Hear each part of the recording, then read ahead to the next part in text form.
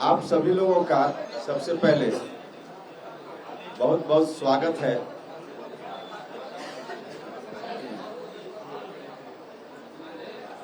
अभी 2 दिन पहले पार्टी बनी राष्ट्रीय लोक जनता दल नाम से।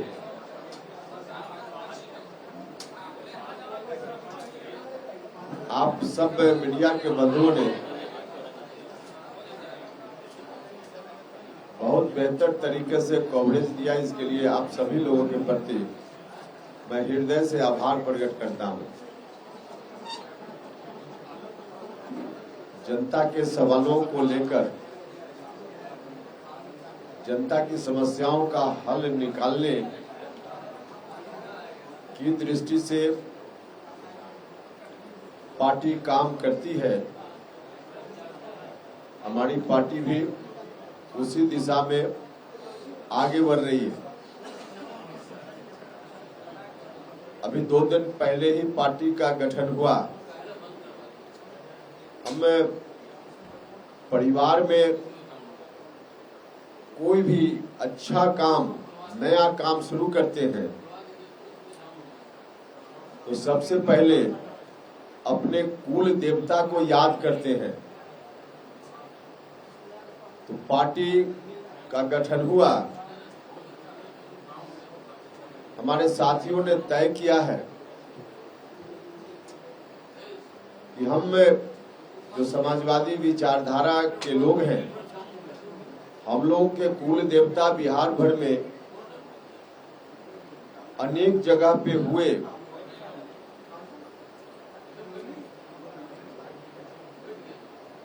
जहां जहां उनका जन्म स्थान या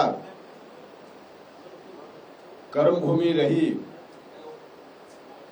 हम वैसे तमाम महापुरुषों को याद करना चाहते हैं, जाकर के श्रद्धा सुमन अर्पित करना चाहते हैं। तो सबसे पहले प्रारंभ में पार्टी की ओर से विरासत बचाओ नमन यात्रा नाम से कार्यक्रम हमने तय किया है। विरासत बचाओ नमन यात्रा। यह यात्रा हमारे साथियों ने कई महापुरुषों से जुड़ी हुई धरती का सिलेक्शन किया है। बिहार के विभिन्न जिलों में सब जगह हम लोग जाएंगे और वहां उनको याद करेंगे, उनके चरणों में श्रद्धा सुमन अर्पित करेंगे और वहां जो लोग होंगे उनसे भी बात करेंगे। जगह जगह पे सभा भी होगी। इस दौरान यात्रा की शुरुआत 28 फरवरी से होगी भितिहरवा से। चंपारण के भितिहरवा से 28 फरवरी से शुरुआत होगी, जहां गांधी जी की कर्म भूमि है। तो सबसे पहले वहां जाकर गांधी जी का नमन करेंगे 28 तारीख को, और उसके बाद वहां से चलते हुए 2 चरण में यात्रा पूरी होगी। प्रथम चरण में 28 फरवरी से शुरू करके 6 मार्च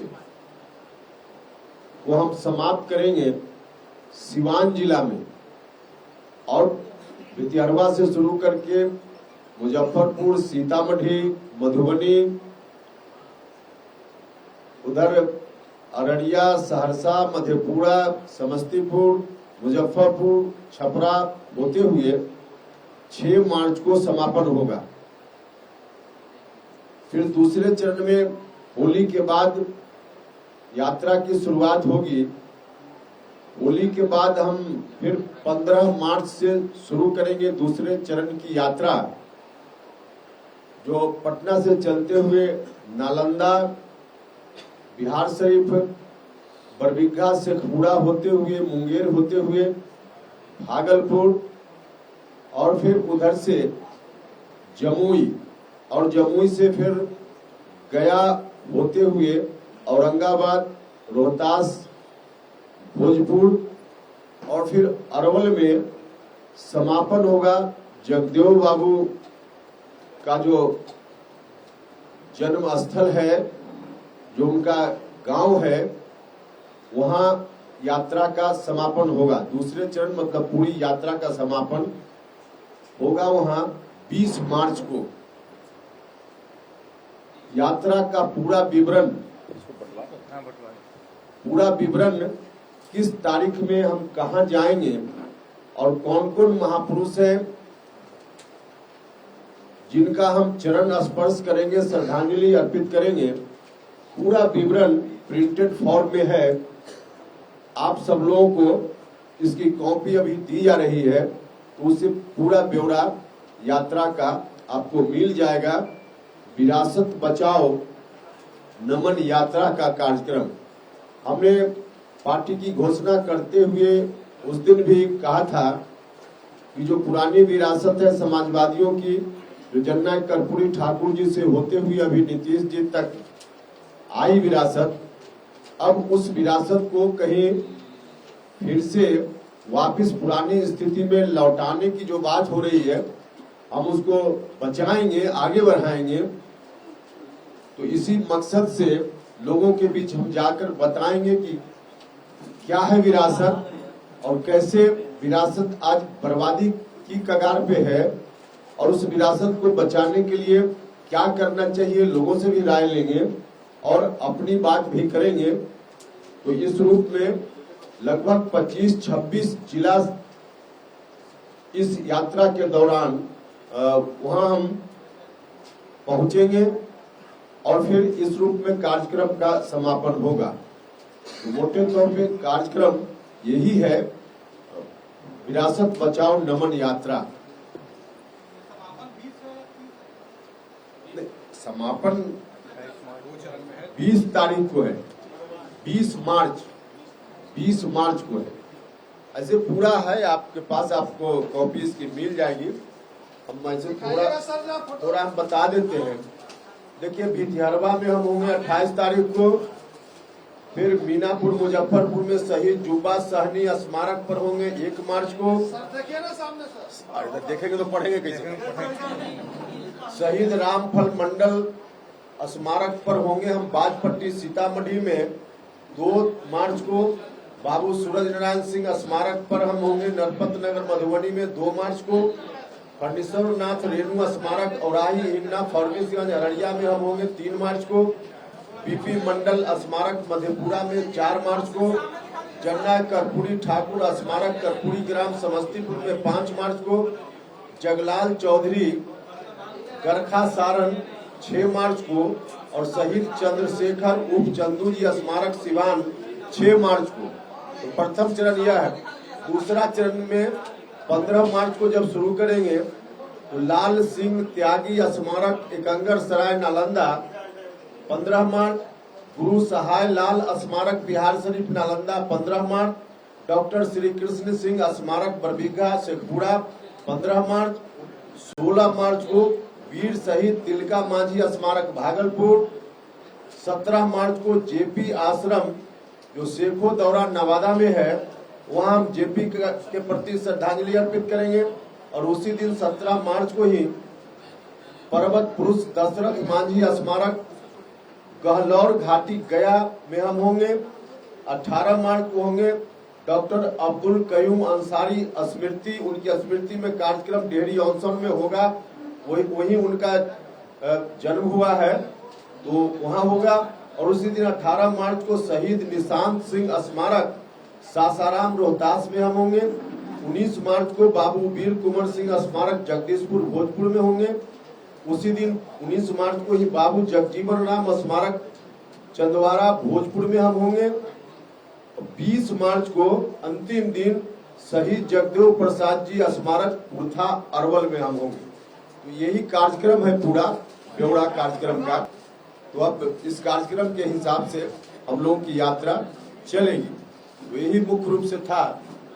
इसकी कॉपी आपको मिल जाएगी। एक चीज हम और सिर्फ आपको कहना चाहते हैं इसके अतिरिक्त, मुझको मेरा मन काफी दुखी होता है ऐसे दृश्यों को देख करके। अब अलग बात है कि जेडीयू में रहकर हमने बहुत प्रयास किया, अब नीतीश कुमार जी ने ध्यान नहीं दिया, लेकिन आज जो उनकी स्थिति हो गई है, अब नीतीश कुमार जी बिहार के इतने लंबे काल सबसे ज्यादा दिनों के मुख्यमंत्री, और उनको अपनी मंत्री परिषद के किसी सदस्य के इंतजार में, किसी सरकारी कार्यक्रम में 2 घंटा 2.5 घंटा इंतजार करना पड़े, यह देखकर अंदर से मन बहुत दुखी होता है।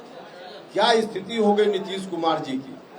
2.5 घंटा 2 घंटा नीतीश जी इंतजार करें अपनी मंत्री परिषद के किसी सदस्य के लिए, और वह भी कोई बाहर से आ रहा हो, फ्लाइट में देरी हो गई, कोई और कारण हो गया बड़ा, वह नहीं पटना में रहते हुए अपने घर से निकलकर 4 कदम की दूरी पर 10 मिनट में जाना है, और वहां मुख्यमंत्री जी को इंतजार करना पड़ा।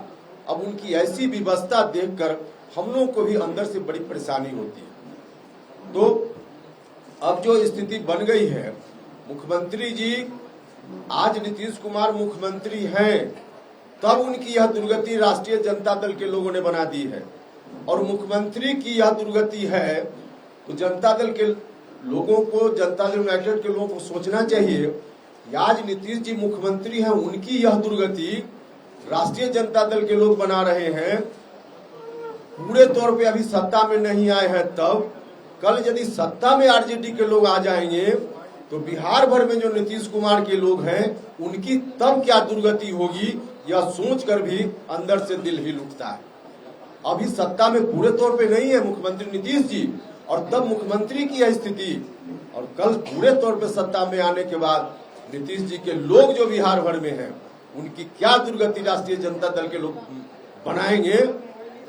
या ठीक है कि हम लोग ऐसी स्थिति नहीं आने दें, इसलिए हम लोगों ने इस रूप में संकल्प लिया है। तो इन्हीं संकल्पों के साथ हम जा रहे लोगों के बीच में, लोगों को आगाह करने कि वैसी स्थिति नहीं आने देने का काम करना है। तो मुख्य रूप से आज यात्रा के माध्यम से जो हम जाएंगे लोगों को यही बताने के लिए कि जो दुर्गति आगे आने वाले दिनों में हो सकती है उससे बचने का रास्ता है। आइए आप लोग साथ दीजिए, सहयोग कीजिए, अपने महापुरुषों के चरणों में श्रद्धा सुमन अर्पित करते हुए, सर झुकाते हुए, यही आम लोगों से भी हम आग्रह करने वाले हैं। तेजस्वी यादव ने कहा है कि उनको जल्दबाजी नहीं है मुख्यमंत्री बनने की। तेजस्वी यादव ने कहा है कि उनको जल्दबाजी नहीं है। देखिए हम जो बोल रहे थे, अब हमारी बातों का असर किस रूप में होता है।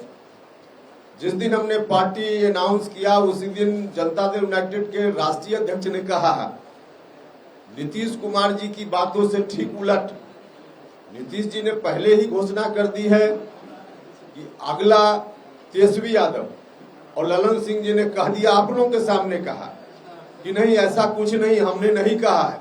और फिर कल किस तरह से उनको अपना वापस लेना पड़ा, ललन सिंह जी को अपनी बात वापस लेनी पड़ी, और उनको भी कहना पड़ा कि नहीं नीतीश जी ने जो किया है कहा है वही सच है। और उधर से फिर तलवार निकाल ली आरजेडी के लोगों ने, उन लोगों ने कहा कि कैसे हो सकता है, और उसी का परिणाम था ललन सिंह जी ने जो कहा मुख्यमंत्री जी के बयान से उलट, उसी का परिणाम था कि माननीय मुख्यमंत्री जी को 2-2.5 घंटा तक इंतजार करना पड़ा, उसी का असर था।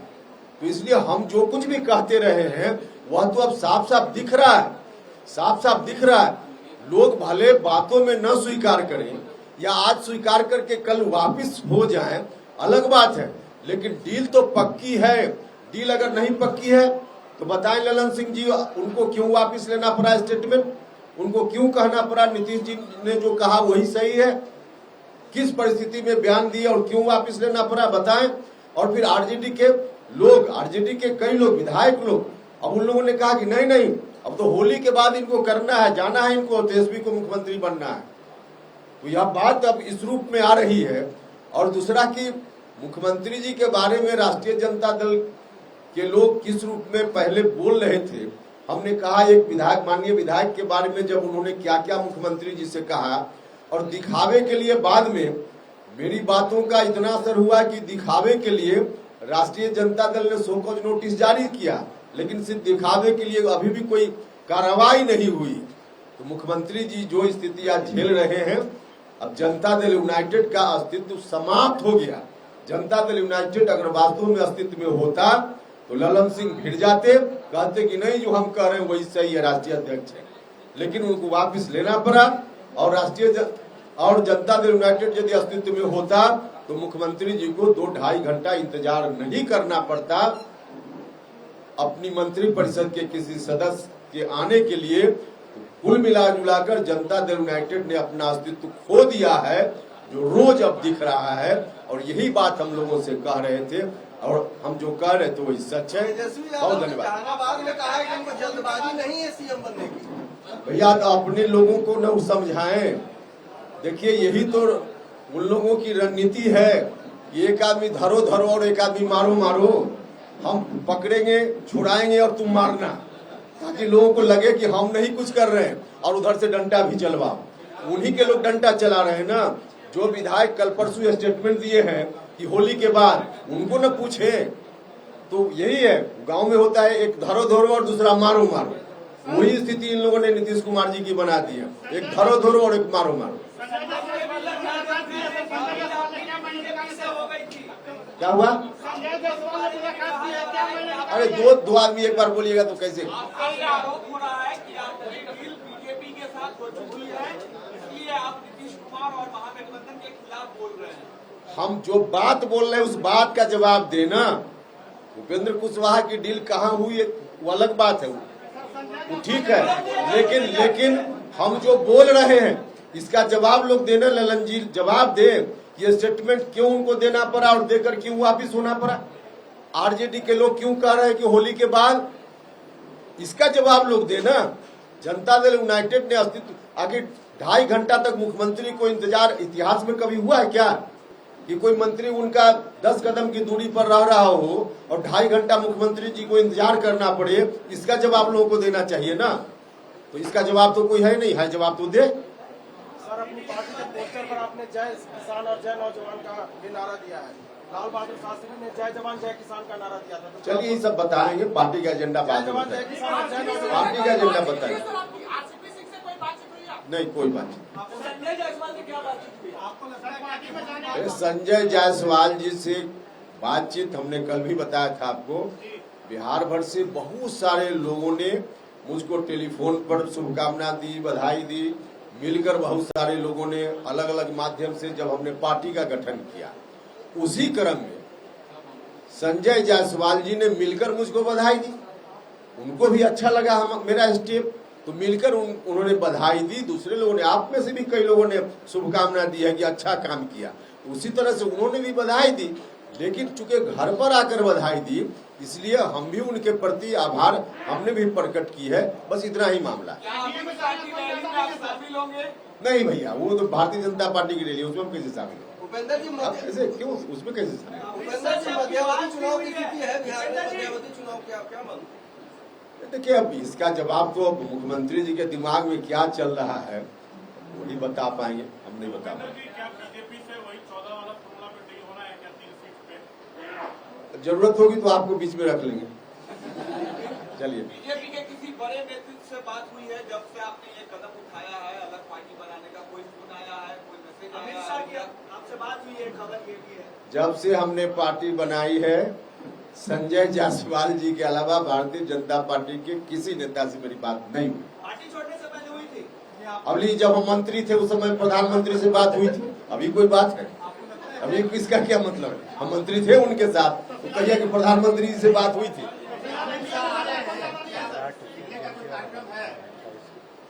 क्या भाई, अभी कोई योजना वैसी नहीं है, अभी मिलने का कोई प्रोग्राम ऐसा नहीं है। आप लोग विश्वास क्यों नहीं करते? हम बोल रहे हैं तो सही बोल रहे हैं। अरे सिक्योरिटी बिहार सरकार से हमको Y+ सिक्योरिटी मिली हुई है भाई, Y+ मिली हुई है। अब मिलने वाली क्या है? कोई नया मिलना है क्या?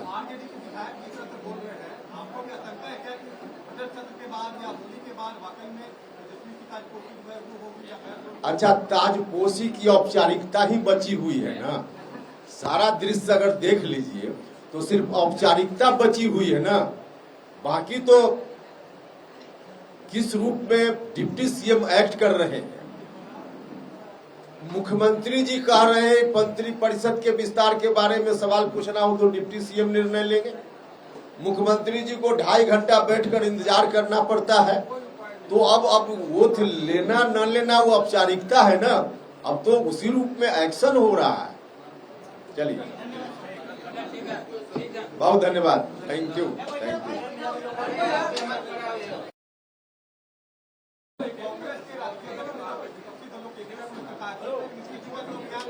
देखिए, विपक्षी दलों की एकता की कोई संभावना मुझको नहीं दिख रही, क्योंकि जिस तरह से दर्जन भर से ज्यादा लोग प्रधानमंत्री बनने का दावा कर रहे हैं और कांग्रेस पार्टी का दावा अपनी जगह है, और कांग्रेस पार्टी मुझको लगता है कि सबसे बड़ी पार्टी है देश भर में, बीजेपी के बाद विपक्ष की सबसे बड़ी पार्टी, तो उस पार्टी का दावा स्वाभाविक बनता है, जो मुझको लगता है। लेकिन हाँ, बाकी और लोग भी हैं, सब लोग बैठकर कोई तय कर ले तो मामला उनका है, लेकिन हमको लगता नहीं कि कोई ऐसा होने वाला है। नहीं, आज जिस रूप में विपक्ष के लोग हैं उस रूप में कोई टक्कर नरेंद्र मोदी जी को नहीं मिलेगा, यह साफ है। आज जिस रूप में विपक्ष है,